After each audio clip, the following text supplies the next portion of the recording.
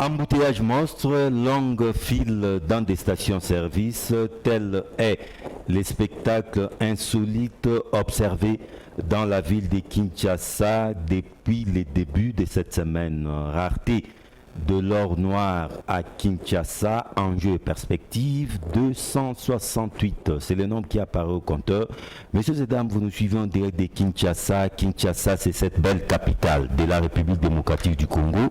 Nous, c'est Kin 24, les reflets de la ville de Kinshasa. Encore une fois, bienvenue à tous et à toutes sur ces plateaux. Très bien entouré comme toujours, je suis honoré de la présence de Donald Kabasele. Maître Donald Kabasele, parce que c'est un avocat, il est cadre de l'UDPS et il aime bien se faire présenter comme un combattant sous les bois. Il faut aussi souligner qu'il est le coordonnateur du collectif de communicateurs de l'Union sacrée de la Nation. Bienvenue, Donald Kabasele. Merci John, merci à tous les téléspectateurs qui ont pris leur temps pour nous suivre ce soir. Je salue aussi tous mes co-panélistes sur le plateau et je pense que le débat sera intéressant pour que la nation en tire quelque chose. À vos côtés, honoré de la présence de Gédéon Kolela, maître Gédéon Kolela, c'est un analyste politique éclectique et secrétaire national des acquis de l'autorité. Bienvenue. Merci beaucoup, John. Je suis aussi l'un des communicateurs. Tout à fait. Vous faites partie du collectif. Oui, président du Conseil des sages. Et voilà pourquoi la structure commence à prendre corps. Hein? Oui, d'être à côté de mon cordon, ça me fait plaisir.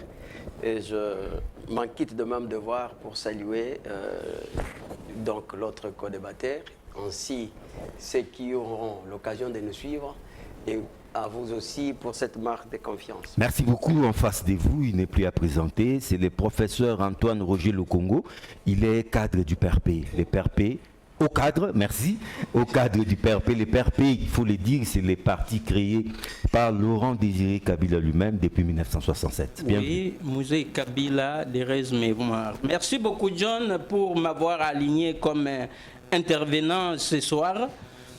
Et je salue mes co-débatteurs et je vous supplie de bien vouloir m'aider à compléter les trains de mes idées aujourd'hui comme vous les faites aux autres, parce que souvent je constate que vous m'interrompez. Je salue... Non, je suis équitable. Là même les téléspectateurs le savent. Bon, combien de fois je vous ai supplié sur le plateau. Enfin, je salue tous les co-débatteurs. Je pense particulièrement à nos compatriotes à Bunagana qui ne peuvent pas nous suivre parce qu'ils sont sous les bottes de l'ennemi. Je pense à mes compatriotes à Kwamut. Il y a certains Congolais là qui ont mordi à la part et il y a des gens qui tirent les ficelles derrière les massacres là pour prouver que voilà, au Congo, les troubles ont lié et à l'est et à l'ouest. Merci beaucoup. Voilà. Donald Kabasele, parce que vous êtes de l'UDPS, ça a coïncidé malheureusement ou heureusement avec la rentrée scolaire. Hein? C'est depuis le lundi, nous voyons des Congolais, des Kinois faire les pieds, circuler à Kinshasa. C'est tout un calvaire à cause de la pénurie de carburant. Dites-nous qu'est-ce qui se passe, Maître Donald Kabasele. Gouverner, c'est prévoir. C'est une situation que nous ne vivons pas en Angola, que nous ne vivons pas au Congo-Brazzaville en face. Mais pourquoi seulement en République démocratique du Congo? Qu'est-ce qui se passe, Donald Kabasele? Merci John pour la question. Je pense que nous essayerons de faire l'effort de faire comprendre à notre population de quoi il s'agit. Vous dites que cette situation, vous ne la vivez pas dans les autres pays. C'est faux. Les pays voisins. C'est faux. Non, pas avec cette ampleur. S'il vous plaît. Oui. D'ailleurs, au Burundi, il y a un soulèvement populaire en ce moment. Voyez-vous? Et dans d'autres capitales, ce n'est pas un appel à la violence. Mais seulement, il faut partir du principe que la crise entre l'Ukraine et la Russie, cette crise est en train de produire des effets. C'est ça la cause? Non, c'est la principale raison. Ah bon? Le conflit entre l'Ukraine et la Russie empêche de grands pétroliers que nous connaissons, donc les Émiratis, avec tout le bloc de l'autre côté de l'Asie, ok, qui sont des grands producteurs de ces carburants-là, à les acheminer effectivement vers l'Afrique. Pourquoi? Parce qu'il y a des zones d'influence russe, sous contrôle des Russes, qui sont sous embargo russe, bien évidemment. Ça veut dire que les Russes ont pris des dispositions pour non seulement contrôler le mer, parce que vous savez que beaucoup d'activités se font à côté de la mer Noire, avec tout ce qu'il y a comme contour. Il y a beaucoup de pays qui se réservent de s'inviter dans cette crise et qui voient leurs frontières un peu bloquées. Et tout ça fait qu'il y ait une rareté. Ça, c'est un fait. Vous avez vu l'initiative du président de l'Union africaine, Macky Sall, qui, en tant que président, non seulement du Sénégal, mais en tant que représentant de l'Afrique dans le monde, avait pris l'initiative de rencontrer le président Vladimir Poutine pour lui dire, mais écoutez, vous êtes en conflit avec l'Occident. Il ne fallait pas que ces conflits ici puissent impacter sur le vie de nos populations. Il a décrit, c'était un tableau qui était peint en noir, pour dire, regarde, le produit de première nécessité, regardez le blé, regardez tout ça. Et donc, c'était une demande de l'Afrique pour que la Russie libère certaines matières. Et maintenant, l'impact que ça a en Afrique, c'est lequel? C'est qu'il y avait une cargaison qui doit nécessairement arriver le 14 septembre. Servir l'Afrique ou le Congo, la RDC? Non seulement le Congo, parce Oui. qu'on ne va pas prendre, je vais dire, les navires commerciaux, vous les prenez seulement pour vous-même. Qui devait Ça arriver vient- le 14. Ça arrive à Ouais. partir de plusieurs ports. Et ça devrait arriver le 14. Alors, Laissez-moi. il y a eu des erreurs dans la communication qui ont appelé les Congolais à faire des approvisionnements. C'est ça le problème. Ça veut dire les gens se sont précipités dans des stations-service. Nous avons une moyenne de 1100 mètres cubes par jour. Il y a les gens qui se sont déployés, qui avaient cette information que la cargaison devrait arriver en retard, qui se sont Qui ont précipités dans anticipé. des stations-service, qui ont presque sensiblement réduit la capacité, ou carrément, je dis, le carburant qui a été entreposé pour servir notre population. Alors, ces gens, dans cette précipitation, ils ont provoqué sensiblement la rareté. Ils ont provoqué la baisse du volume qui devrait nous servir. En attendant le 14, c'est vrai que la question n'a pas été forcément bien gérée. Ni par Le gouvernement. le gouvernement, ça veut dire représenté par le ministre, Boudimbo parce qu'il faut reconnaître que le ministre Boudimbo est maître de son s'est secteur. mis dans une position très inconfortable parce qu'il devrait prendre des dispositions déjà signalées aux pétroliers. Encore, je vais vous démontrer la responsabilité des pétroliers dans cette histoire et voir dans quelle mesure on pouvait gérer la production que nous avions jusqu'à un certain moment que la Quand le ministre cargaison, Boudimbo il n'a pas devrait pu arriver. prévoir. Or, gouverner, c'est prévoir. S'il te plaît, je suis dans une réflexion. Ça, c'est le premier problème. Ça veut dire que, d'une manière ou d'une autre, le ministre des hydrocarbures n'a pas failli. forcément pris toutes les dispositions des politiques publiques qui s'imposaient Il a failli. pour essayer d'équilibrer, de permettre à ce que le volume qui était permanent soit bien géré jusqu'à ce que la cargaison arrive. Ça, c'est le premier problème. Le deuxième problème, il est celui relatif à la décote. Ça veut dire, C'est-à-dire, le minier, par exemple, nous sommes un pays qui a pris des mesures de résilience économique. Nous nous sommes dit que bien que la crise est forte, il ne faut pas que notre population la ressente. Ça veut dire qu'au lieu que les litres de carburant se vendent officiellement, par exemple, à 2 $, nous, gouvernement, nous disons, notre population paye 1 $. et le gouvernement Et le supplée. gouvernement va suppléer le manque à gagner de miniers. Et il y a eu à la hauteur de $1. retard dans ces paiements. Alors non, il a toujours, entre les miniers et les gouvernements, il y a toujours un cadre d'échange où on se comprend mutuellement pour voir dans quelle mesure on oriente effectivement toutes ces dettes-là, tout ce manque à gagner, pour voir un peu comment les choses devraient se passer. Effectivement, il y a aussi cette pression-là auprès des miniers qui trouvent que c'est pendant des occasions de rareté comme ça qu'ils doivent monter les enchères pour dire, eh ben, la décote doit se payer iketnum, donc ici et maintenant. Donc ils font une sorte de pression au gouvernement parce qu'ils savent que le volume qui est là disponible, ce volume ne peut pas peut-être suffire à toute notre population. Et donc parce qu'il y a crise au niveau du monde, parce qu'il y a cette histoire des décotes qui est très bien tracée et qui est en train d'être suivie par les gouvernements, parce qu'il y a eu cette imprudence du ministre sectoriel de juguler un peu les déséquilibres, eh ben, mais Donald Kabassé, s'il vous plaît, voilà. Cette imprudence coûte cher à des millions de Quinois. Quelle est la sanction qui peut être prévue pour tel cas? Non mais écoutez, il faut partir. Ça ne peut pas passer inaperçu. Il faut d'abord baser, il faut poser le basique. Il faut d'abord définir la fondation. Le problème, ce n'est pas le ministre. Ah bon? Pour commencer. Le problème, c'est d'abord la crise. Qui est déjà une crise. Mais la crise ne date pas d'aujourd'hui, Donald Kabassé. La situation, c'est pourquoi je vous dis que la même situation, elle est vécue au Burundi. Mais pas de la même manière.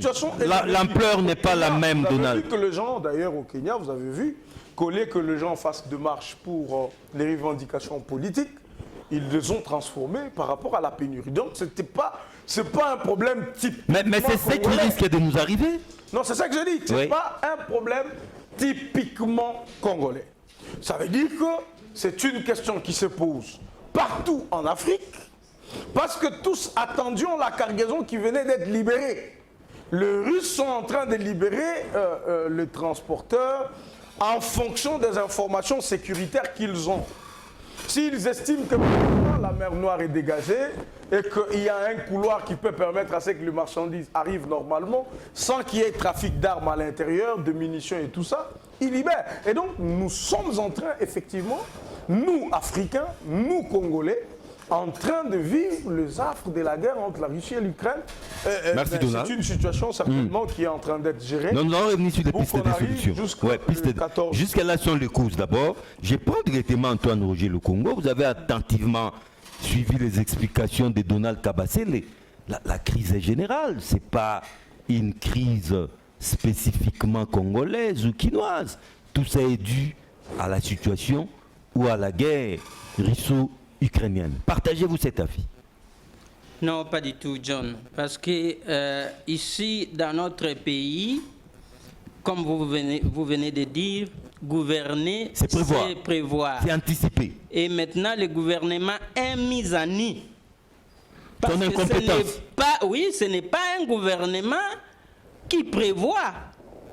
Et donc, c'est sa propre gouvernance qui est maintenant mis à nu. Et c'est une gouvernance qui ne colle pas, c'est zéro. Et en même temps, le peuple subit le plein fouet de cette crise. C'est ça les drames. Vous allez constater, vous allez voir que les coûts du transport vont augmenter. Et qui va en payer le prix? C'est le peuple qui va en payer le prix. Et l'économie va stagner parce que les transports, la mobilité, John, c'est la base de toute économie. L'offre et la demande requièrent la mobilité, n'est-ce pas? Parce que vous devez apporter des marchandises. Là, vous plongez déjà dans des conséquences. Mais les causes d'abord. Vous avez dit que ce n'est pas la guerre en Ukraine. Mais d'après vous, c'est quoi? C'est l'incompétence du gouvernement? C'est les compétences et la mangiocratie. Parce que nous constatons. Maintenant, les Congolais... Qu'est-ce qu'il fallait faire qu'ils n'ont pas fait? Les Congolais, je termine d'abord. Les Congolais ne peuvent même pas s'envoler d'une province à une autre. Parce qu'il y a pénurie de kérosène. Et Congo Airways est presque en faillite. Mais en même temps, nous voyons nos dirigeants faire des voyages. Ils vont en Europe, hausser de leur présence les fêtes de mariage, pendant que nous, ici, nous souffrons les conséquences de cette crise-là. Et les députés qui touchent 21 000. Mais pauvre, revenons au départ. Oui, là, vous tirez dans tous les sens. Je Qu'est-ce qu'il vais fallait revenir. faire que le gouvernement n'a pas fait? Les députés Nous parlons pénurie de je sais, carburant. les députés qui touchent 21 000 $ par mois seront épargnés de cette crise parce qu'ils vont rafler l'épée des réserves que nous avons maintenant. Et c'est le peuple ordinaire, d'ailleurs ils ont les frais de carburant, ils touchent aussi les frais. C'est le peuple qui va souffrir. Si vous me demandez la solution. Non, pas la solution. Oui. On va revenir sur les solutions après. Oui. Les Alors causes quelle est vraiment la d'abord. quintessence de votre... Les causes. Vous avez parlé de l'incompétence du gouvernement des Warriors. Mais je n'ai pas... Qu'est-ce que le gouvernement devait faire et n'a pas fait pour parler d'incompétence? Mais le gouvernement, vous avez déjà répondu à cette question. Gouverner, c'est prévoir. Il devait prévoir quoi? Prévoir les réserves. Ah, donc nous sommes en rupture des stocks. Oui, nous sommes C'est en rupture des inacceptable stocks. dans une république. Imaginez que nous soyons attaqués comme le 2 août 1968. Sans réserve, un pays sans réserve, un grand pays, nous pourrions affronter cette situation comment? Et je vous dis clairement maintenant que cette pénurie va accentuer, confirmer la balkanisation de notre pays. Ah bon? Oui, évidemment. Donc enjeu et perspective. Oui, évidemment, parce que si on ne paie pas les troupes au front, ils ont aussi besoin du carburant, de la mobilité. Si on ne peut pas fournir les carburants aux troupes au front, ils vont repousser les ennemis comment? C'est déjà un grand problème. Alors laissons les occupants tranquillement annexer Bunagana et d'autres parties du territoire au Rwanda et à l'Ouganda. D'ailleurs, vous avez l'information, c'est que c'est Kagame qui donne déjà des fournitures scolaires à nos étudiants. Merci. Donc, c'est une situation vraiment catastrophique. Et heureusement que nous avons Mathieu Takiza là sur ces plateaux. Ouais. Lui, c'est un entrepreneur congolais, directeur général des SAG, spécial autogarage. Comprenez qu'il évolue dans le secteur. Alors, Mathieu Takiza là, depuis ce lundi, hein, Ouais. d'ailleurs, nous nous sommes retrouvés en train de faire les pieds dans cette ville. Ouais. Qu'est-ce qui s'est passé? Donald Kabasele nous parle ici de la situation en Ukraine et en Russie, et il nous parle aussi de la décote. Il y a eu un léger problème avec les miniers, ce qui a fait que il y a eu les pétroliers plutôt, ce qui a fait que il y a eu une petite manœuvre, un petit retard. Mais sinon, d'ici les 14, la situation va revenir à la normale. D'abord, je vous remercie, John. Je remercie tous les Congolais qui sont dans cette table, les confrères qu'on va partager ces débats républicains. Je pense que le crash pétrolier, ça fait déjà, ça c'est le deuxième. La première, Oui, c'était... on l'a vécu il n'y a pas longtemps. Première, c'était en 1973.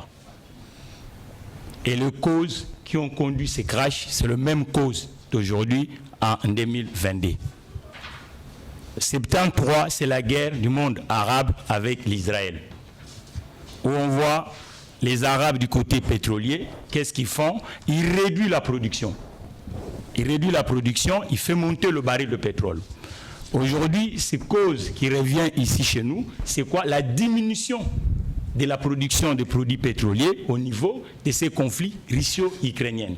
Mais c'est là, chaque État doit maintenant appliquer des méthodologies pour faire face à cette l'offre et la demande, c'est-à-dire qu'il y a diminution des produits. Il faut maintenant amener une pédagogie auprès de la population.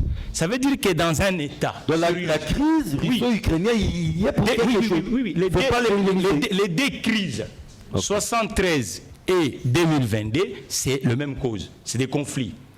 En 73, du côté du bloc arabo, c'était des risques toujours. Aujourd'hui, en Ukraine, on voit les occidentales avec l'Ukraine et la Russie qui fait face. Ça veut dire que ça réduit 20% les productions et les acheminements de pétrole. Maintenant, cela va dire quoi? Que chaque État, c'est comme un commerçant. Normalement, dans le cycle normal d'un État, nous devons avoir ce qu'on appelle le stock d'urgence, qui a toujours été des 3 mois, 90 jours. Ah, au moins. Oui, normalement. Il faut 90 jours. On peut parler des stocks de réserve. Oui. Donc, stock De 90 jours au moins. stock d'urgence. Ouais. En cas de pic, vous pouvez faire face avec ces stocks. Pourquoi? En 73, le pétrole était le baril à $3. Mais Non, un lorsque instant. le pic... Mais quel est le constat que vous avez fait? Nous n'avons pas ces stocks d'urgence. Non, mais On n'en a pas. Le ministre a fait la communication. Oui. La communication du ministre, c'est quoi?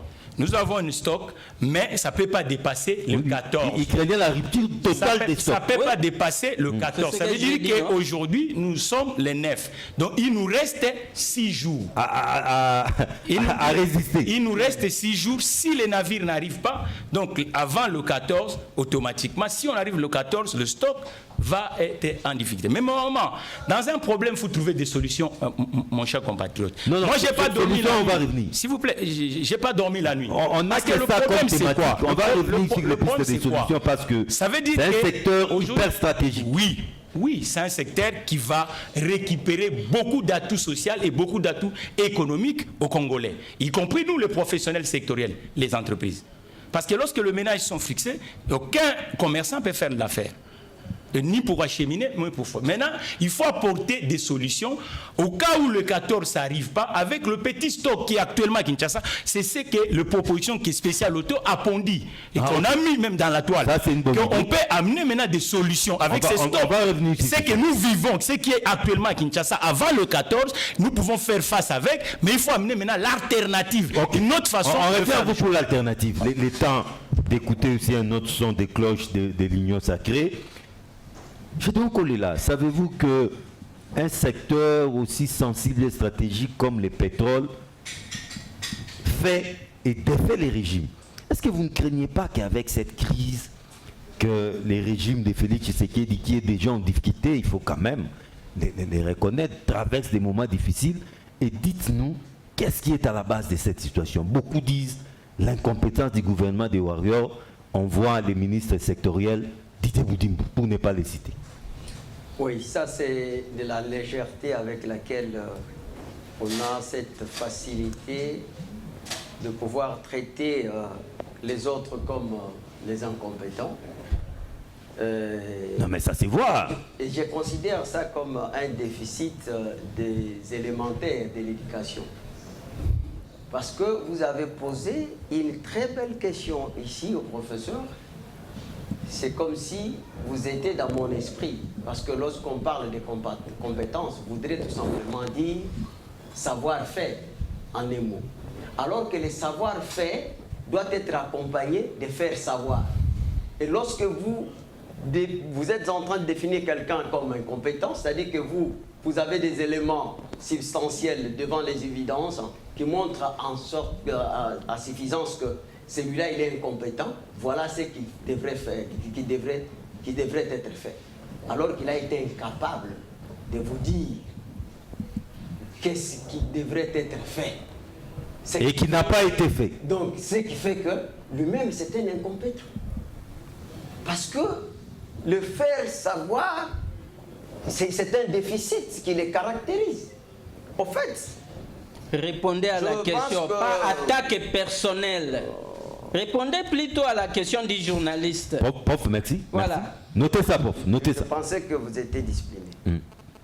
Maintenant, je pense que il est sans ignorer que la crise est mondiale. Du gaz aujourd'hui et du pétrole, parce qu'il n'y a pas seulement le pétrole.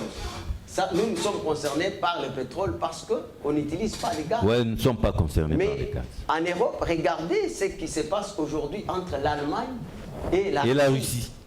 Donc l'Allemagne, il est en train de se dissocier avec le bloc... Bon, laissons l'Allemagne de côté, parlons Congo. Parlons Congo. C'est pour vous dire que la crise est mondiale. Ça, c'est divaguer, ça. S'il vous plaît, prof. S'il vous plaît. Notez ça. Je vous sécurise, je donne un collé là. Vous voulez que je vous donne mon temps ou pas? Non, non, je donne un collé là. Vous avez la parole. C'est vous qui avez la parole. Donc, si vous voulez que je vous donne mon temps, ça va, je parle. Et si vous voulez que je parle, restez calme. Même si je dis des choses qui ne vont pas rencontrer vos aspirations, acceptez-moi comme ça. C'est aussi ça la démocratie. Je n'accepte pas l'incompétence. Allons-y, Nicolas. Là. Alors, ce qui fait qu'aujourd'hui, John, on vous a rappelé ici il faut savoir faire la lecture du passé. Et si on ne tire pas des leçons, on va répéter les mêmes choses. Et ce n'est pas la première fois. Après la Première Guerre mondiale, on avait pu vivre ces choses. Et les gens se sont dit, nous devons tirer des leçons. Si on ne tire pas des leçons, on va vivre la même chose. Et 20 ans après, il y a eu la Deuxième Guerre mondiale. Vous voyez? Donc c'est pour ça qu'au moment où nous allons donner des pistes de solutions, on doit effectivement donc creuser dans notre... Non, nous sommes en haut dans la phase des causes. Oui, oui, dans la phase des causes. Mais les causes sont connues.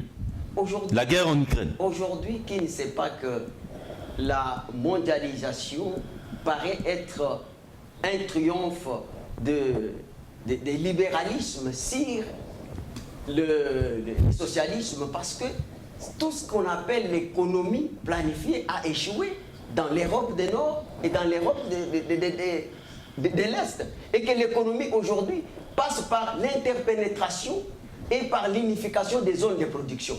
Ce qui fait que les grandes entreprises multinationales, ils ont élu leur siège de production au niveau de Sibérie. Et c'est Sibérie qui produit le pétrole en grande quantité. Et aussi l'Ukraine. Ce qui fait qu'aujourd'hui, la sanction américaine, avec donc l'OTAN, parce que c'est sous la sanction américaine, on pensait que cette sanction devrait amener la Russie à se mettre à genoux. Alors que la Russie a des consommateurs potentiels. Par exemple, vous prenez la Chine. La Chine a au moins 3 milliards de la population. Et quand ils font leurs commandes, ça veut dire qu'ils n'ont pas besoin de l'Europe. Pas du tout. Donc, et vous prenez l'Inde qui a 1 milliard plutôt, 500 millions. Et vous prenez la Turquie. Et la Russie elle-même, elle est de plus de 300 millions d'habitants. Donc, ce qui fait qu'aujourd'hui, cette crise, c'est une lancée innovatrice pour la Russie. Et que la Russie, aujourd'hui, il faut dire qu'il faut s'attendre à ce que nous appelons la transition de leadership. Parce que les États-Unis ont échoué avec tout ce qu'il a commis comme les erreurs. Et qu'aujourd'hui, c'était par la chute de l'économie en 92 que l'Union soviétique, la plupart des pays avaient cherché à s'émanciper pour adhérer à l'OTAN. Mais où est le Congo? Et qu'aujourd'hui, le Congo. Non, mais c'est ce que j'ai dit. Oui. Le Congo n'est pas producteur de pétrole. Comment c'est le Congo? Ok. Vous comprenez? Le Congo n'est pas le producteur de pétrole. Maître, aidez-les. Le Congo. Non, s'il vous plaît. Non, il n'a pas besoin. J'ai des collègues. Vous êtes... Ne les suivez pas. Est-ce que vous saurez supporter le reste? Non, s'il vous plaît, s'il vous plaît. Prof, hein, calmez-vous. Lui n'a pas besoin d'aide. Il n'a pas demandé Donc, d'aide. ce qui fait qu'aujourd'hui, ce que nous vivons, ce n'est que les conséquences de cette guerre entre l'Ukraine et la Russie. Et que cette crise que nous vivons, ça ne concerne pas seulement les Congo. D'ailleurs, vous dites, vous avez vu en France, et d'ailleurs la population française s'est levée pour dire à Macron que vous devez négocier avec Poutine. C'est passé les images pour ceux qui s'informent, pour les hommes internationaux. Vous avez vécu à Brazzaville. Et on vous a rappelé... Mais avec une telle ampleur, l'ampleur n'est pas la même. Non, il faut faire très attention. Une ville de 15 millions d'habitants, il ne faut pas les comparer avec des petites villes. Oui, hein. mais écoutez, donc ce que vous remarquez, c'est à la taille aussi de la population congolaise. Mais oui. C'est tout à fait normal. Mais maintenant, quand vous posez la question, il faut féliciter d'abord ce gouvernement. Ah bon? Il y a un travail Y compris les ministres de Boudimbo. Il y a un travail de fond. Moi, je ne fais pas les débats de personnes. Non, c'est lui le patron du secteur. Oui, oui. On ne peut pas l'ignorer. Mais à chaque ministère, il y a toujours le staff technique qui fait un travail impeccable. Parce qu'aujourd'hui, il faut reconnaître que nous maintenons les prix à la base, qui n'est pas... Avec beaucoup de difficultés. Hein. Mais oui, mais la difficulté... On a même du mal à payer les surplus là. Non, mais écoutez, ce qui s'est fait C'est avec peut-être ce qui est à la cause de cette situation. Ce qui s'est fait avec les pétroliers, il vous a dit ça, mais ça a toujours été le cas. C'est-à-dire qu'il y a des compensations qui se font. Aujourd'hui, il faut que l'État puisse payer certaines taxes que ces gens-là, ils vont se sentir un peu allégés et qu'ils vont se mettre d'accord. Donc, on vous a compris, la crise en Ukraine. Il faut féliciter les Congos parce que même en France, le litre n'a pas le même prix que... Mais nous résistons difficilement. Hein? Non, et mais- les effets commencent à se faire sentir. Non, c'est moi. Non, nous prenons d'abord. Nous saluons l'arrivée des Focas Koukelemena, cadre du parti Nouvel Élan. Merci d'être là. Merci. Focas, je ne sais pas si vous avez bien circulé depuis les débuts de la semaine. Nous voyons des files au niveau des stations-service, des embouteillages monstres, des quinois qui font les pieds. Mais les amis nous expliquent aussi une partie de la cause, laissez-moi l'appeler comme ça, c'est la crise en Ukraine. Êtes-vous de cet avis? Merci beaucoup pour la parole. Je m'excuse pour les petits retards, mais je crois que mes amis ont parlé, j'ai écouté et j'essaierai à mesure de pouvoir donner ma contribution.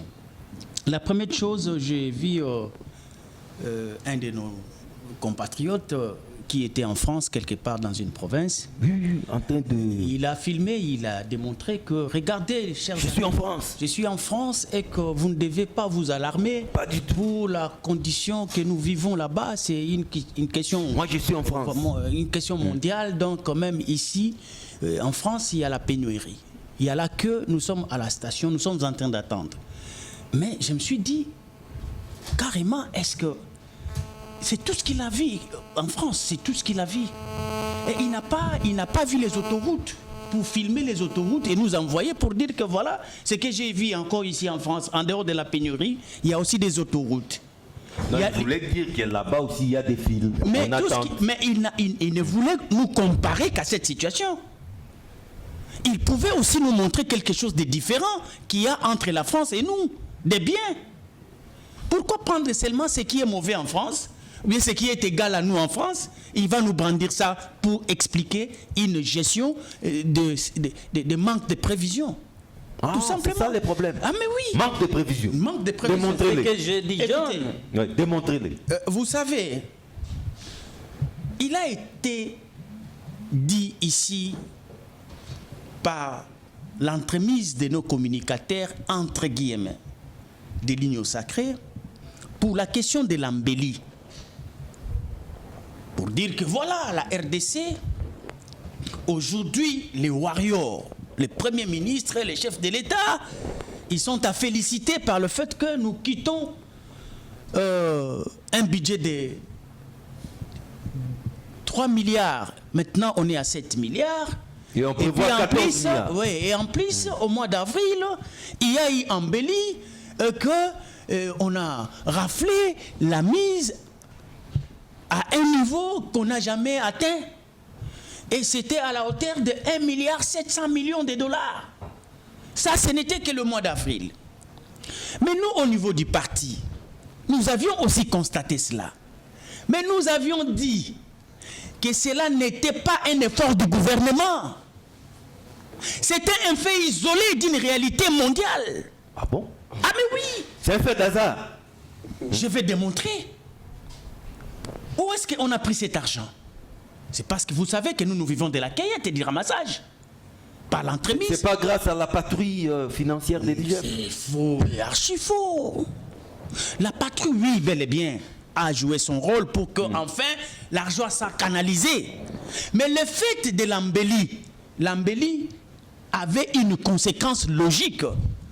D'abord, de la rareté des minéraux sur la place mondiale en termes de vente. Et puis, le prix a haussé pour la vente de ces minéraux. Donc, c'est-à-dire que ceux qui ont exploité les minéraux ici au Congo, ils ont vendu à un bon prix. Et automatiquement, parce que nous avons des entreprises qui sont avec nous dans des coopérations bilatérales, pourrais-je dire, en partenariat, donc les conséquences étaient logiques, que nous puissions nous aussi voir notre assiette augmenter. Mais il a été dit ceci, faites attention, parce que les minéraux, c'est tout ce que nous exportons. Ça nous a donné de l'embellie. Mais préparez-vous en conséquence.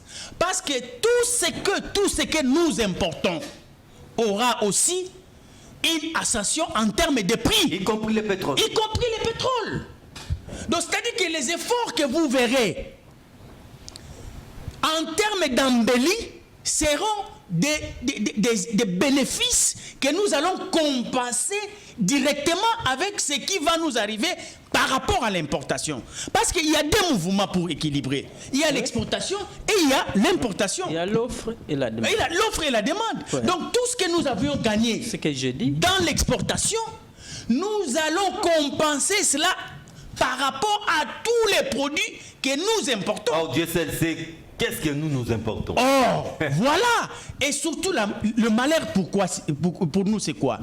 C'est d'abord, nous constatons que ce n'est que dans un secteur que nous avons connu l'embellie. C'est du secteur minier. En dehors de cela, parce que c'est là où nous avons des entreprises qui exploitent, qui sont cotées en bourse, qui surveillent l'évolution des marchés au niveau mondial. C'est catégoriquement normal que nous ayons des taxes qu'ils ont versées et qui devaient rafler les caisses. Mais en contrepartie, nous, on n'était pas préventifs. Pourquoi? Parce qu'on savait, par le fait qu'on est en guerre. En Ukraine. En Ukraine, c'est-à-dire avant d'abord la guerre, il y avait Covid. C'est un élément majeur qui a précédé la guerre de l'Ukraine. Et Poutine, lui, il a joué avec cet élément-là. Il a choisi les bons moments parce qu'il savait que l'économie mondiale est en berne. C'est alors maintenant qu'il faut creuser pour créer une crise mondiale afin de définir l'ordre mondial politique. Parce que dans la réalité, c'est l'économie mondiale qui définit la politique mondiale. C'est dès lors que le puissant économique s'impose, c'est alors que l'ordre mondial change. Et il a compris qu'il était détenteur du gaz et du pétrole, aussi les céréales. Les céréales est considéré comme des produits de première nécessité. L'or noir, donc du pétrole, c'est une matière stratégique. Et le gaz, mêmement.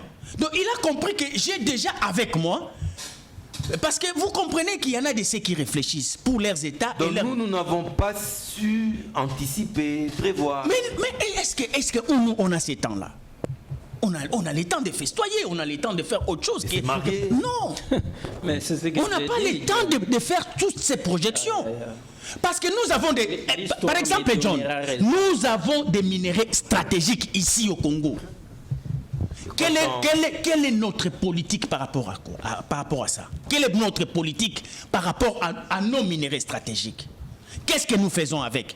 Parce que Poutine aujourd'hui est en train de jouer, il est en train de poser la donne en fonction de ce qu'il détient. C'est du chantage. Non, c'est la stratégie.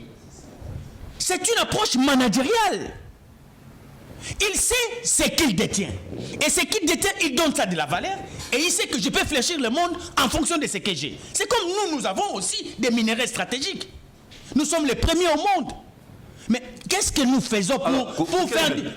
Parce qu'on parle du pétrole. Voilà. Qu'est-ce qu'on devait faire et qu'on n'a pas fait pour arriver à cette situation? La première des choses qu'on n'a pas fait, oui. Déjà, on parle de l'économie. L'économie, ce n'est pas le fait du ramassage et de la cueillette. Non, cette époque est révolue. Est révolue. Oui. Mais nous continuons avec. Ah bon? Oui. De deux. Parce qu'on vous parle d'une matière stratégique qui est l'or noir. Mais où sommes-nous avec la réserve stratégique nationale? Parti qu'on n'en a pas. Il n'y en a pas. Ça, c'est un problème. Vous allez au niveau de la Suède. La Suède bénéficie du gaz de la Russie. Quand ils sont allés en conflit, la Suède a tourné le dos à la Russie. Avant de prendre la décision, la dame ministre chargée dans ce secteur a donné un compte rendu au niveau du Parlement pour dire qu'aujourd'hui, parce qu'on l'a questionné, vous décidez de tourner le dos. Est-ce que savez-vous que les Suédois consomment du gaz venant de la Russie à 90%? La dame a répondu. Elle dit, ce que nous avons comme réserve stratégique, nous pouvons faire avec 3 ans et 6 mois. Réserve stratégique. Donc, vous comprenez qu'il y a des gens qui anticipent. Donc nous n'avons pas cette notion. Est-ce que nous avons... C'est à quel niveau, John? Notre réserve des John, s'il vous plaît, vous êtes Congolais, vous êtes intellectuel. Dis-moi, ça s'est réfléchi à quel niveau? Au niveau du gouvernement. Quelle boîte? Non, il y a de... Dans quelle boîte? Il y a des techniciens Qui? experts en la matière. Dans quel domaine? Ils sont nommés qui? Mais tous ne sont pas compétents, faut qu'à les mettre. Non, je suis sérieux. J'ai dit ceci. Ce que nous discutons en termes de réserve stratégique nationale, vous avez entendu ces débats-là où au Congo? Ça n'existait pas. Je ne sais pas, peut-être que mes amis d'en face vont nous dire. Ça s'est fait à la télé, non? Mais dites-nous, parce qu'ici à la télé c'est pour la communication. Mais informez-nous. On va le dire. Hein? Informez-nous. Je crois que la parole doit tourner. Alors, Oui. de ces faits, ce que nous devons comprendre, nous sommes encore dans nos esprits Chasse et cueillette. de la chasse et de la cueillette, bien vous pour les du ramassage.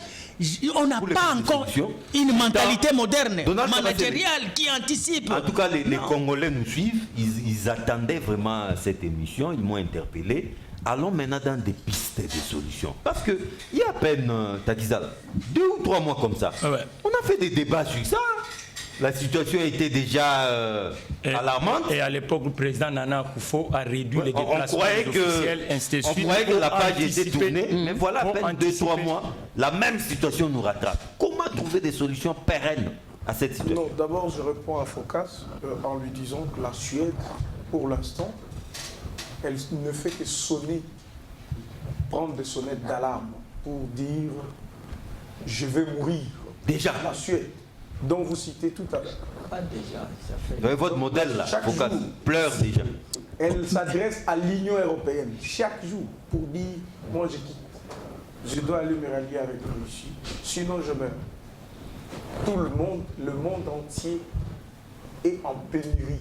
Ça, c'est des informations que chaque politicien... Des gaz ou des pétrole? Chaque Non, politicien il faut bien chaque fixer l'opinion. S'il vous plaît, chaque politicien sérieux, objectif, il doit dire ça à la population, que la crise, elle est mondiale. Ça, c'est d'abord le principe. Regardez ce qui se passe.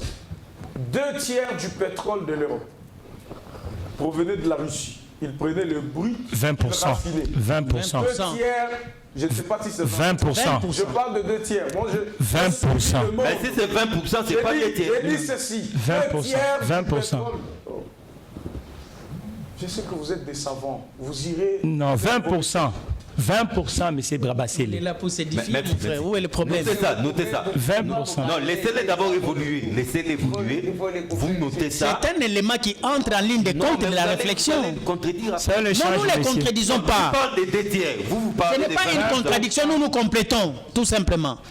Mais ces 2/3 là peut aussi être 20%. Je peux parler, bon. je peux parler. Vous avez la parole. Merci.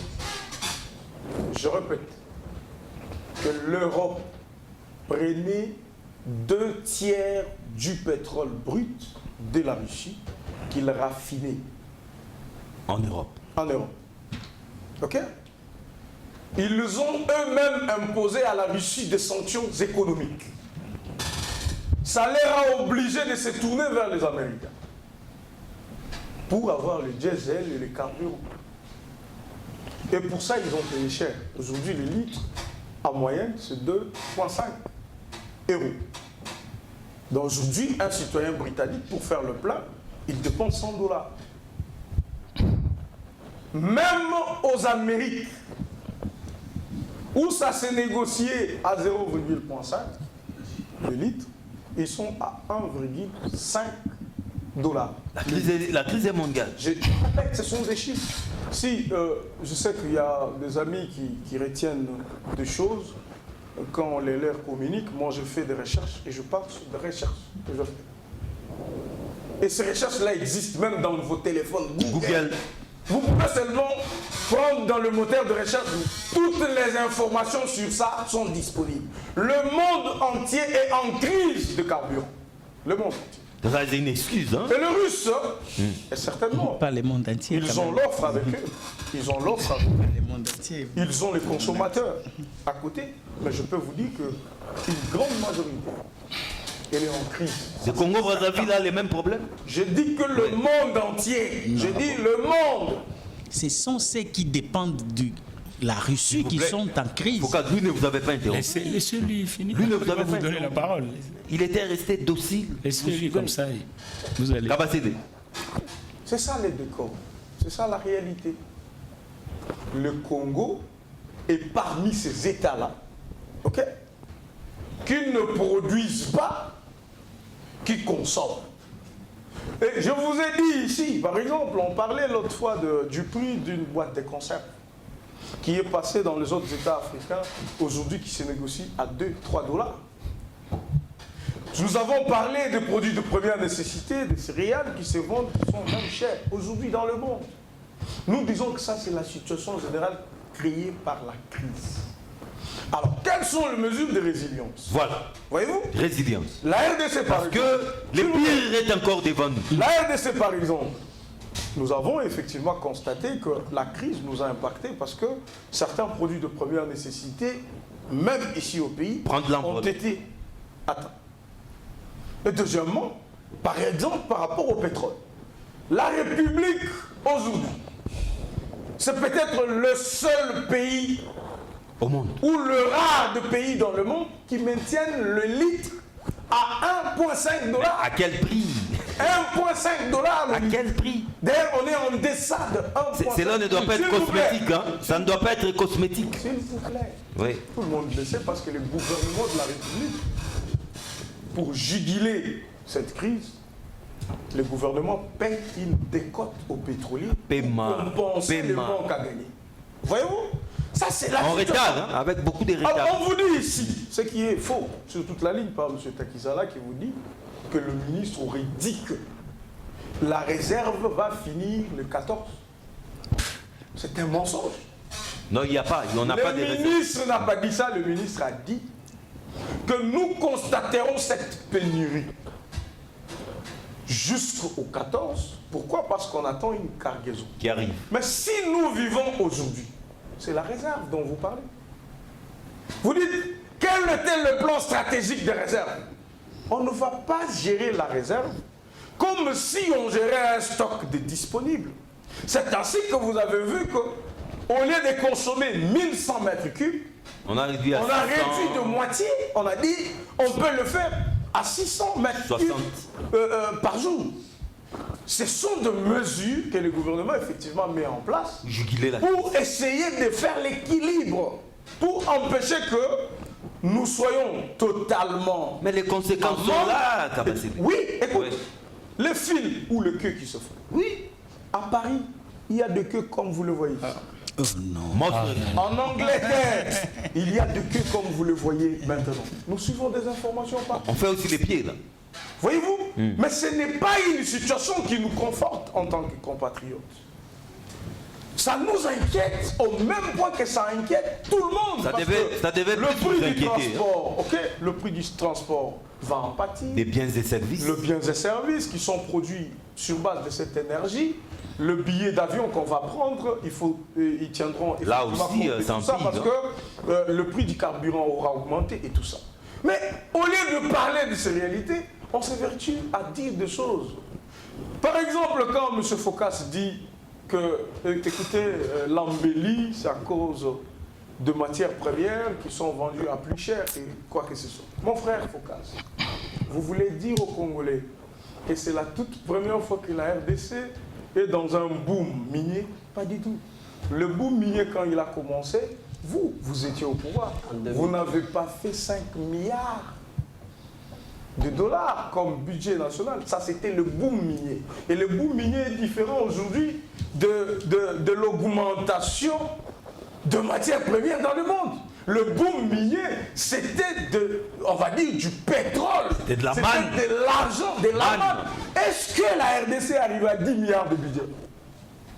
Alors pourquoi? Parce que vous ne voulez pas reconnaître les efforts du gouvernement Tshisekedi.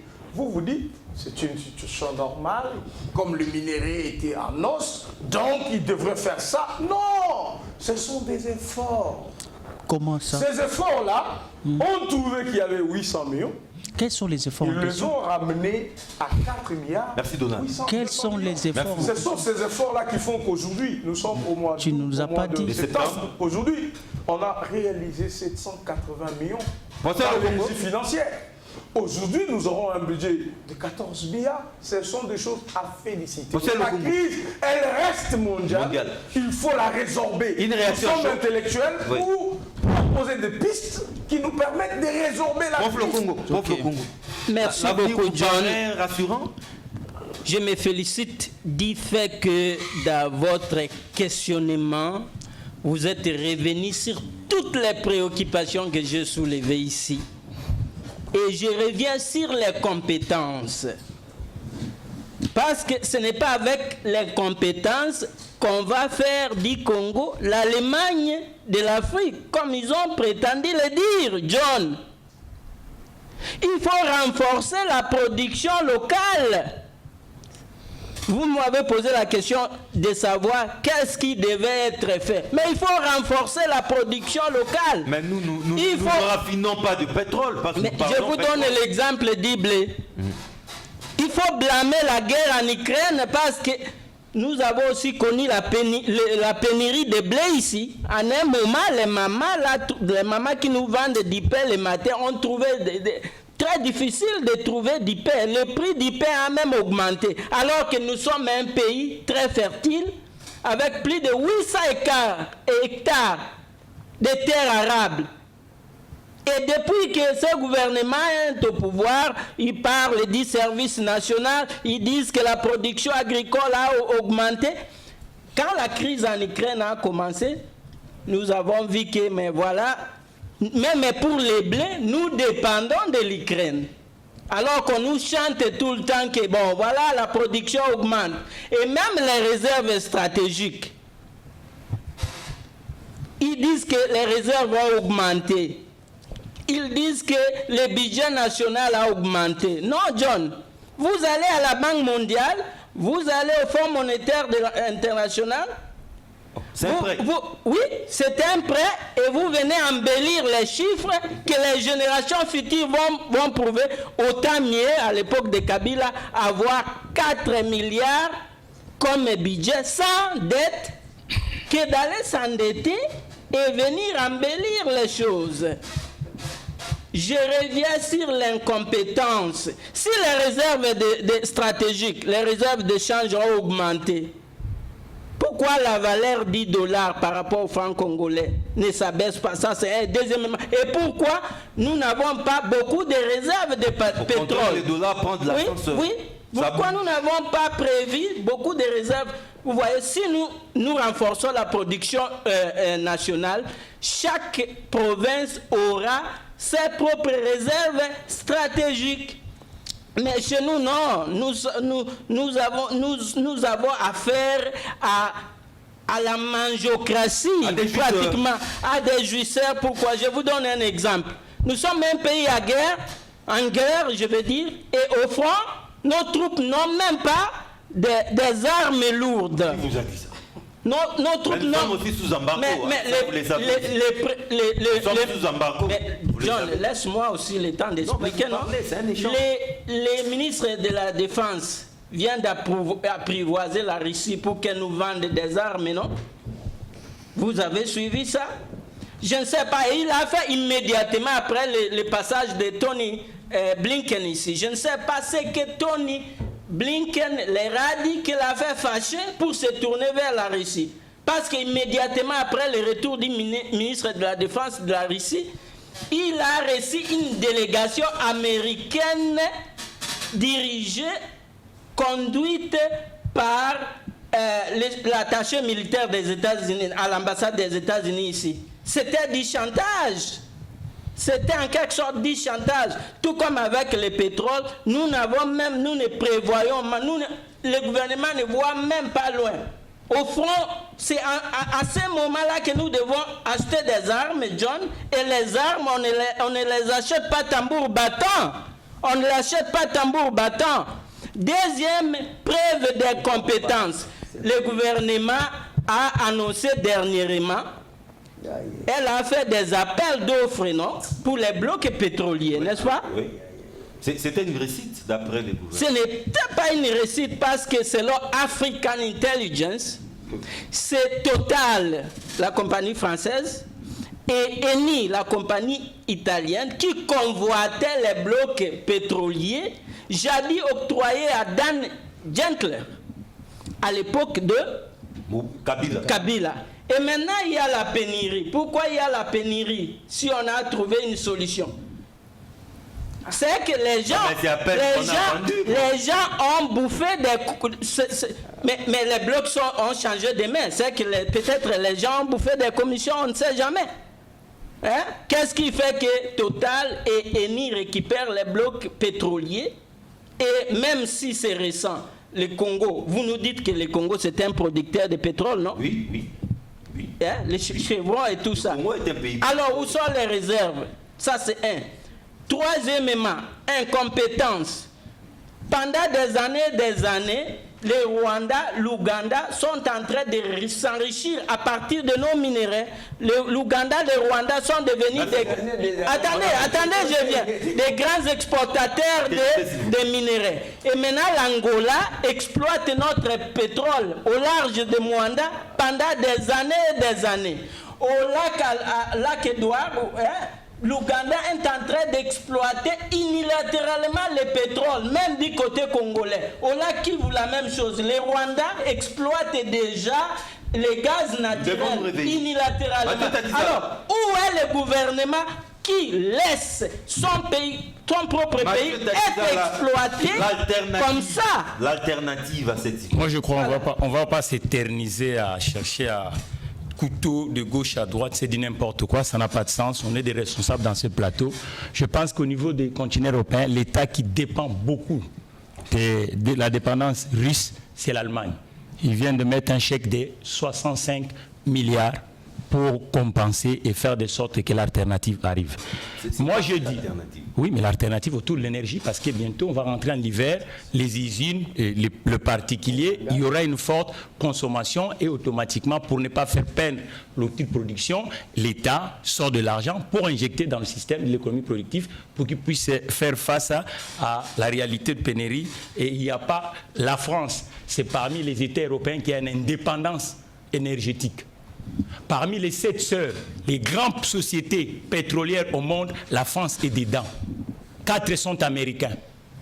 Pétrole qui est exploité dans tout le pays du monde. La France est parmi les États qui a une indépendance énergétique parce qu'il utilise l'énergie nucléaire. Alors donc, il faut qu'on essaie un peu de chercher qu'est-ce qu'on dit dans des plateaux de télévision. Donc le problème c'est quoi? Aujourd'hui, nous spécial auto, moi j'ai pas de ministre, il nous prévoit. Il est l'autorité des Congolais.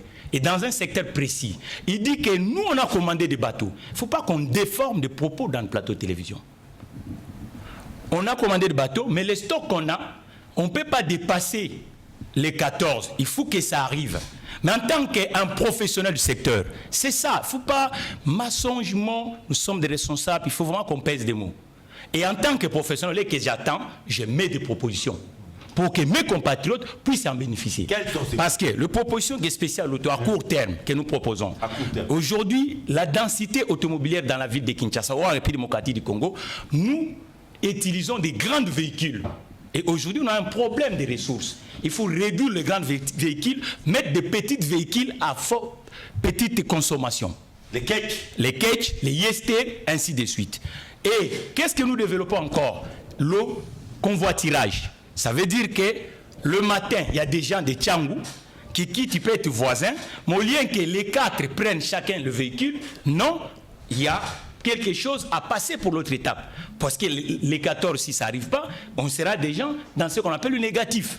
Alors, aujourd'hui, sur la page des spéciales autogarages, vous rentrez, toutes les consignes sont à l'intérieur. Ceux qui ont des véhicules à petite consommation identifient pour que le convoiturage se développe dans la ville de Kinshasa. Le convoiturage, c'est-à-dire? Convoiturage, ça veut dire que John, moi, vous voyez, aujourd'hui, je suis venu avec un ketch.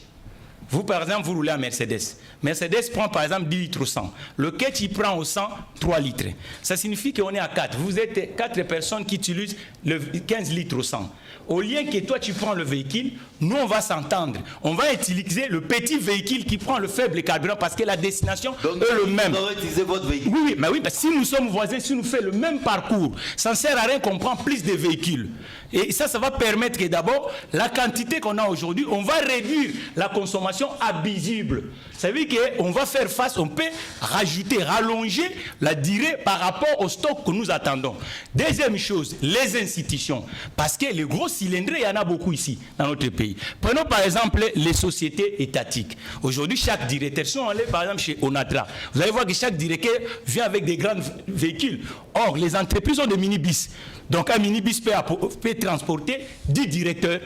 Et on va mettre dans le garage 10 4x4 qui va nous prendre des essences. Convoiturage. Oui. Ça, c'est déjà des solutions à court terme. Au lieu qu'on commence à se discuter pour faire comme si on va trouver des solutions, il faut mettre sur le terrain pour que la population ne puisse pas subir. Donc ça, ce sont des propositions à court terme. Et à long terme, il y a d'autres propositions. Un autre, attends s'il vous plaît, je finisse. Aujourd'hui, à Kinshasa, les embouteillages se font plus dans des intersections. Vous comprenez?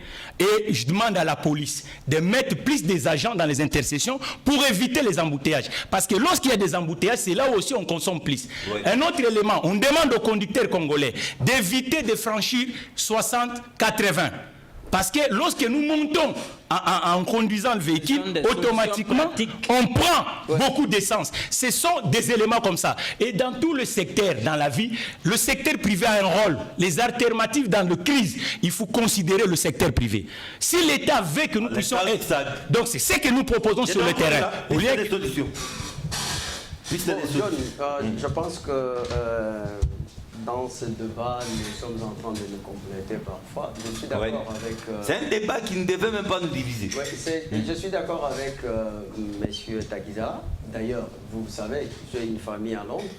Ils m'ont dit que ça fait 6 mois qu'ils n'utilisent pas le véhicule par rapport à la mesure prise comme telle, pour dire que beaucoup plus, on préfère prendre les trains parce que même au niveau des stations, on ne peut pas vous vendre plus de 20 litres. On ne vous sert plus comme il se doit. Oui, je parle bien.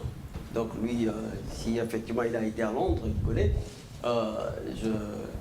donc je reste là à Barnet. Donc vous comprenez qu'il faut pour quitter Barnet, pour atteindre les chemins de fer, c'est quand même une distance.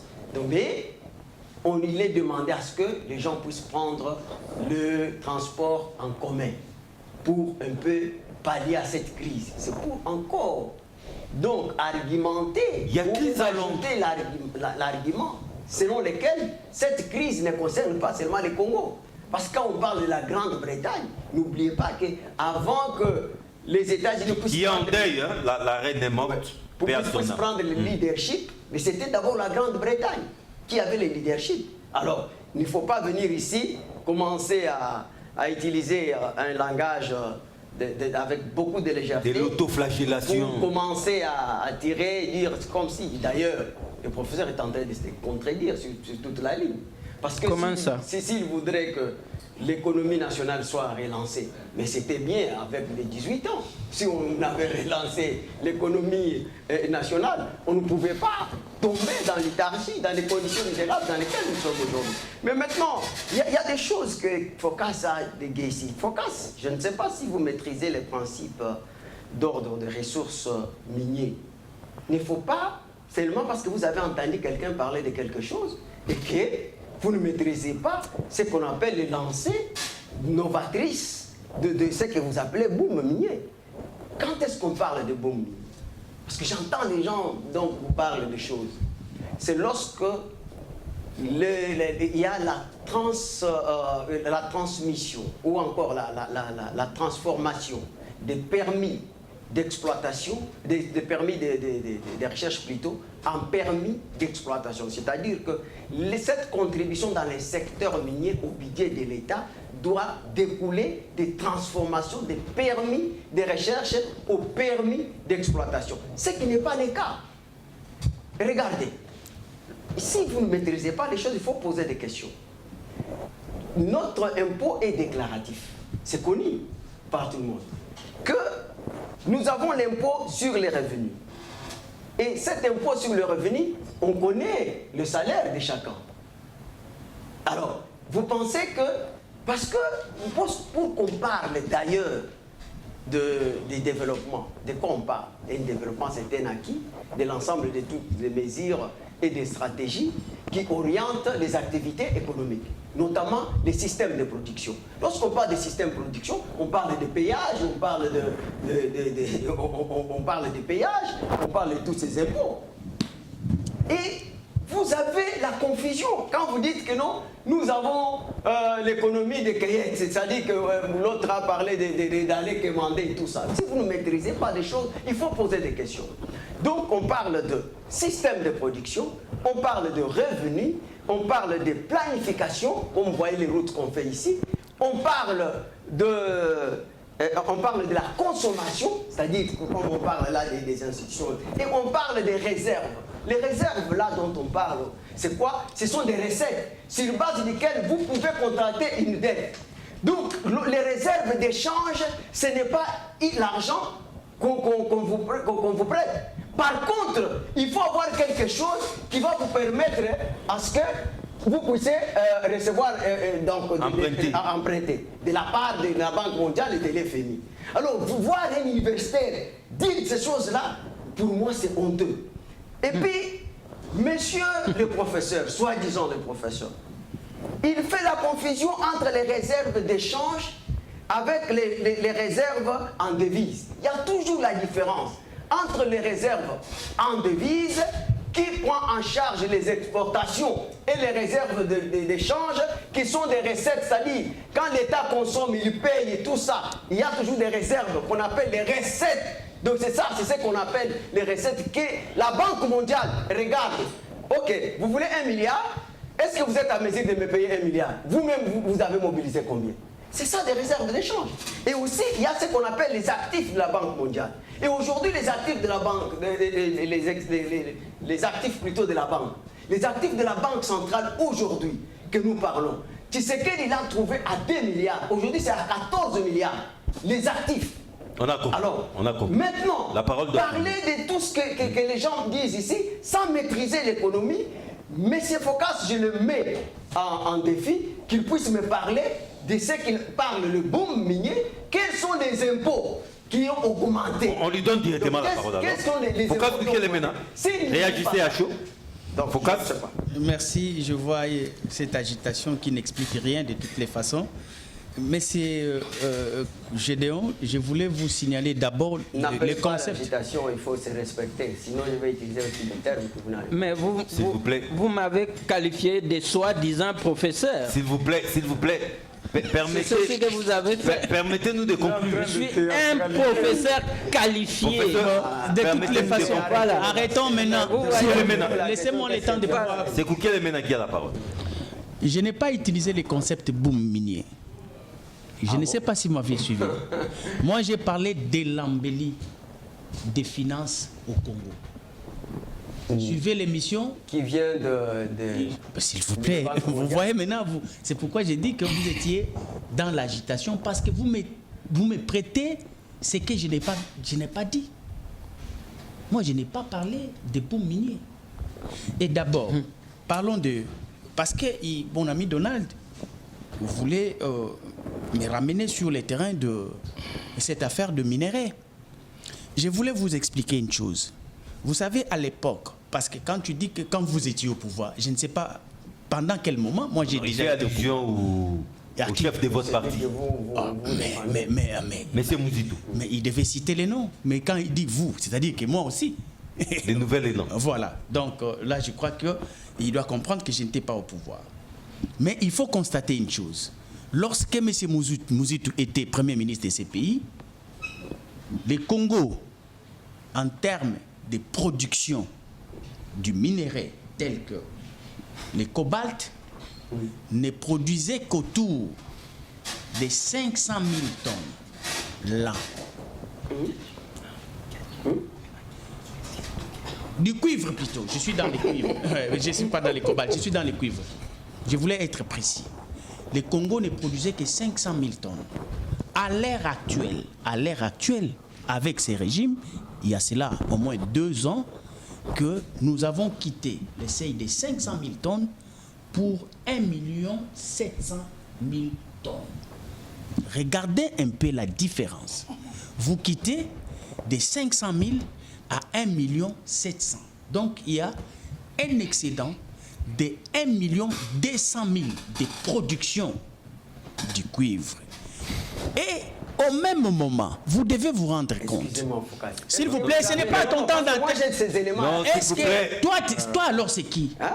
Toi c'est qui? Collez-la, s'il vous plaît. Mais je me pose la question, toi alors c'est qui? Collez-la.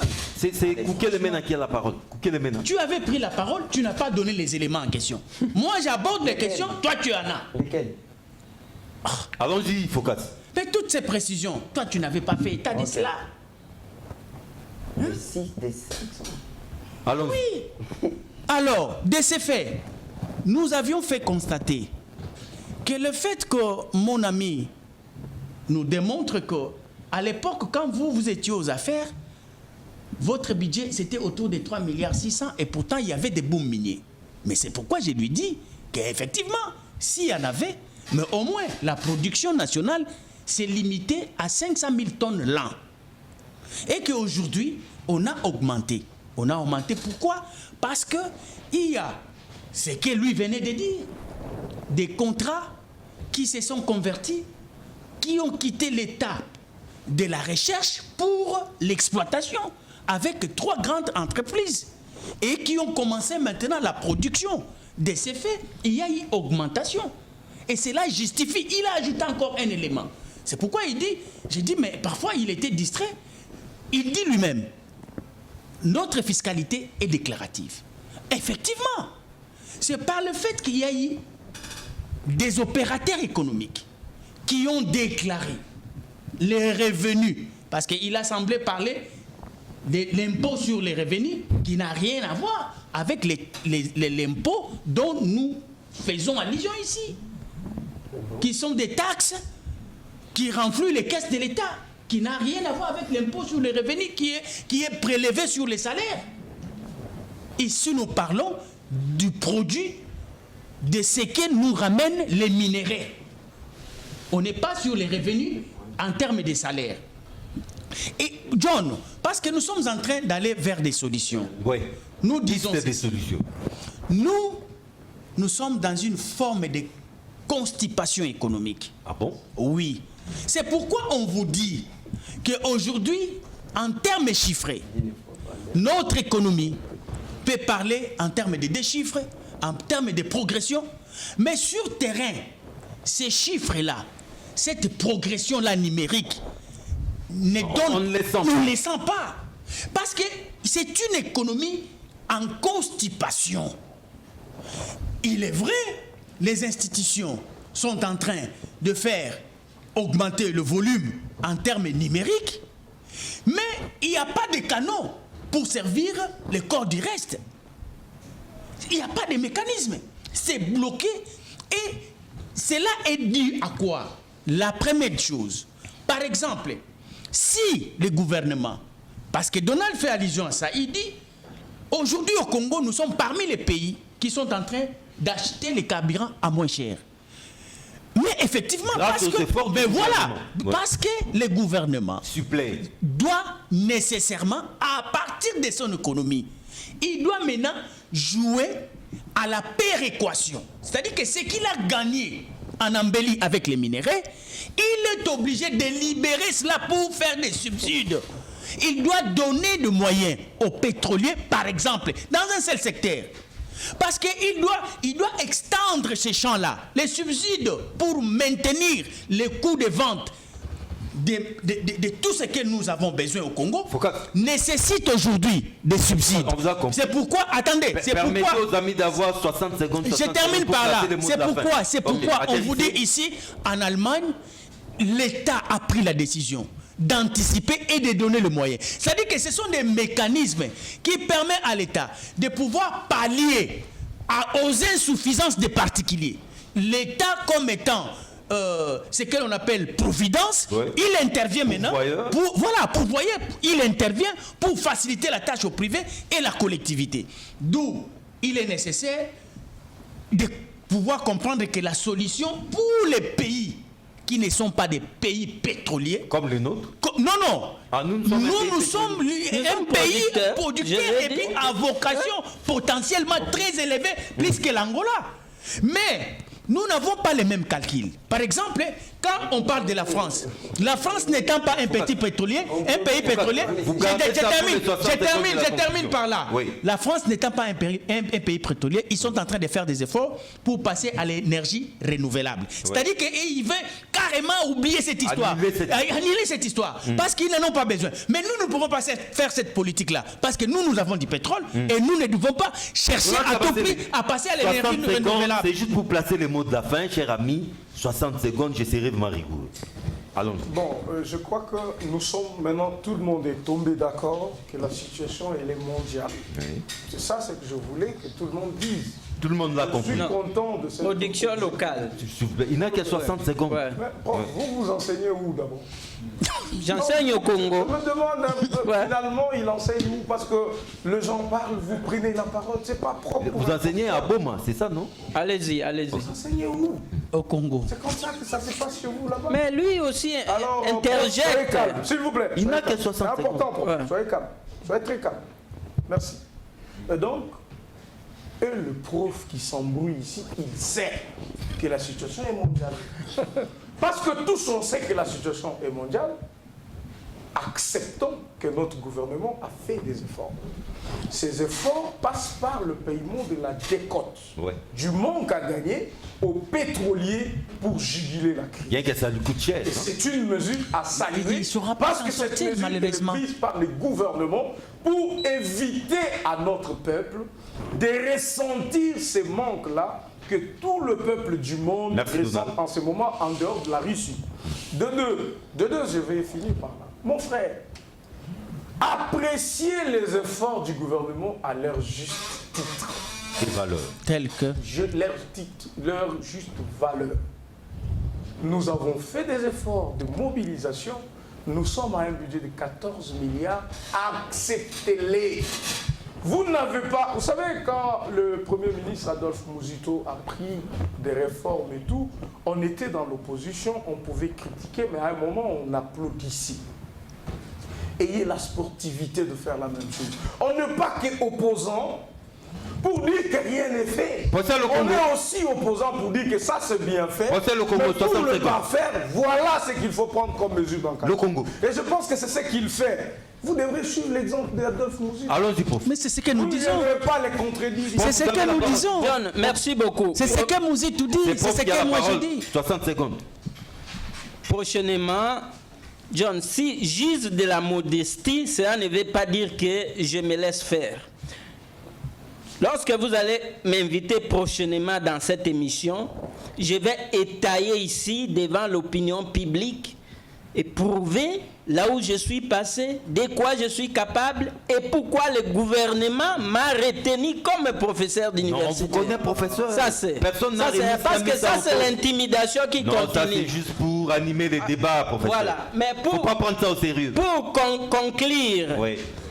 non, il ne faut pas blâmer la guerre d'Ukraine. Rien à voir. tout. Non. C'est que nous avons un gouvernement irresponsable. Des incompétents. Oui, des incompétents. Et maintenant, l'histoire donne raison à Mouzé Kabila. Et j'arrive maintenant aux solutions. Paix à son âme. Bon, solution, non? Une seule solution. Ouais, une S'il seule. vous plaît. Je donne une seule Il n'y a pas de solution. solution. Mouzé Kabila préconisait la création de 5 banques. Entre autres, la banque d'investissement de l'énergie. Pourquoi? Il a fait Parce qu'il a envisagé de transformer, d'abord de produire notre propre pétrole ici et de le transformer sur place. Voilà ce que nous devons faire à long terme. Mathieu, conclusion. Pour Mathieu. prévoir. La parole a tourné. Mathieu, Là, on a parlé de mobilité au niveau uniquement des personnes. Mais il y a aussi le problème de mobilité des marchandises. Des industries aussi. Des industries. Ça veut dire qu'à partir d'aujourd'hui, dans notre pays, les véhicules ne respectent plus le tonnage. Or, qu'un véhicule qui ne respecte pas le tonnage, il y a surconsommation. Et d'où la nécessité, le force de l'ordre, que ça ne soit pas une occasion pour aller encore menacer, il faut que les forces de l'ordre puissent faire respecter ces réglementations parce que nous sommes en période de crise. Et dans la ville de Kinshasa ou à Lubumbashi ou à Goma, il faut que dans des heures à forte croissance de mobilité, que les grands véhicules restent dans les entrées de ville pour que ça nous crée puis encore des embouteillages. Chez nous, ça entre n'importe quand. Parce que là, normalement, il faut aller dans le terrain de pratique pour que nous puissions faire face à la réalité mondiale. Conclusion. Ok, John, je ne veux pas laisser Focas. Focas, vous avez touché un domaine que je connais de BAP, de tout ce qui se passe. Autant de Mozitou. D'abord, Mozitou, on l'a félicité par du fait que c'est lui qui a permis la vie de l'activité minière dans notre budget économique. Ça, il faut le reconnaître. C'est lui aussi qui a absorbé la dette, hein? Oui, il faut le reconnaître. C'est lui aussi qui a payé $2000 au professeur. Hein? Attendez. Mais c'est autant de Mozitou aussi qu'on a produit des 600 000 tonnes jusqu'à 1300 000 tonnes. Je vous évoque, John, si je serai invité le vendredi, je vous amène les livres et le rapport de Les rendez-vous est pris. Oui. Deuxièmement, de quelle période à quelle période? Mozitou. Donnez-nous seulement la périodicité, s'il vous plaît. Je vais vous donner. Oui, parce que vous en avez... La parole revient à vous, Focas. C'est de 2004, donc le code minier c'était de 2004. Mais quand Mozitou a pris le pouvoir après Kizenga, c'est de 2008 à 2012. Où on a fait de 600 000 tonnes à 1300 tonnes. Mais regardez les bêtises que Mozitou a commises. Et c'est que nous payons jusqu'à aujourd'hui, que les gens ne vous disent pas. Tous les contrats, c'était les contrats léonais. Avec les contrats léonais avec les méthodes de John Venture. Dans les John Venture, ils ont phagocyté les finances de la GECAMIN à l'ordre de 35 milliards. Donc on ne retrouve pas. Faut qu'à est maintenant. Regardez l'État que Mozitou a laissé. Focas, vous avez la parole. Vous vous devez savoir que merci Gédéon. On se retrouve le vendredi prochain. Focas.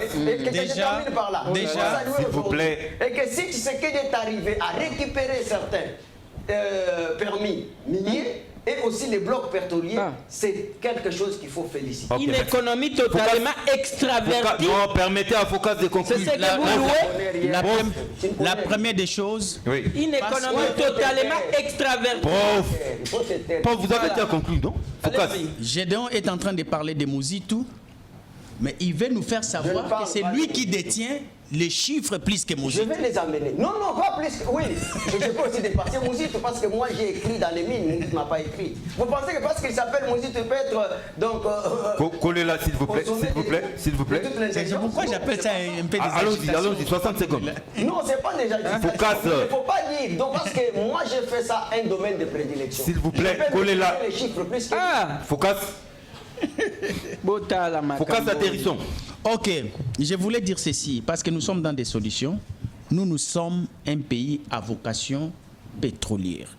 Donc, nous ne pouvons pas mettre en avant-plan une politique de l'énergie renouvelable. C'est un manque à gagner pour nous. Parce qu'aujourd'hui, vous savez que notre gouvernement a levé l'option de pouvoir faire l'appel d'offres pour qu'il y ait des investisseurs qui viennent pour exploiter notre pétrole en joint venture avec nous. Donc, c'est-à-dire que dès que nous entamons le pas de la France, qui, par le fait qu'il n'est pas dans une réalité de la manne pétrolière... de vendre les pays, en fait. Donc, la manne pétrolière, ce n'est pas leur affaire.